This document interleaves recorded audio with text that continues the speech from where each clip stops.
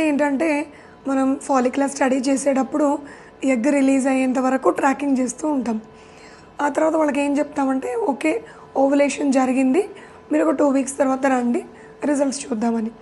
అయితే వాళ్ళలో కొంతమంది డౌట్ ఏమని అడుగుతారంటే, డాక్టర్ ఈ ఎగ్ రిలీజ్ అయినది స్పర్మ్తో ఫ్యూజ్ అయ్యి ఫర్టిలైజ్ అయినట్టుగా కూడా మనకి స్కానింగ్లో గుర్తించగలమా, లేదు ఎగ్ ఏ రోజు రిలీజ్ అయిందో పర్టికులర్ టైం మనం తెలుసుకోగలమా? దీనికి ఆన్సర్ అయితే నో అండి. ఎందుకంటే ఈ ఓవం కానీ స్పర్మ్ కానీ మైక్రోస్కోపిక్ స్ట్రక్చర్స్, ఇవి మనకు స్కానింగ్లో కూడా కనబడం. వీటి సైజు మైక్రాన్స్లో ఉంటుంది. సో మనం ఒక ఫాలికల్ లోపల ఒక చిన్న ఓవం ఉంటుంది, అది కనబడదు. బట్ ఫాలికల్ని అయితే మనం గుర్తించగలం స్కానింగ్లో. సో అది ఓవులేషన్ అవడం వరకు మనం ట్రాకింగ్ చేయవచ్చు.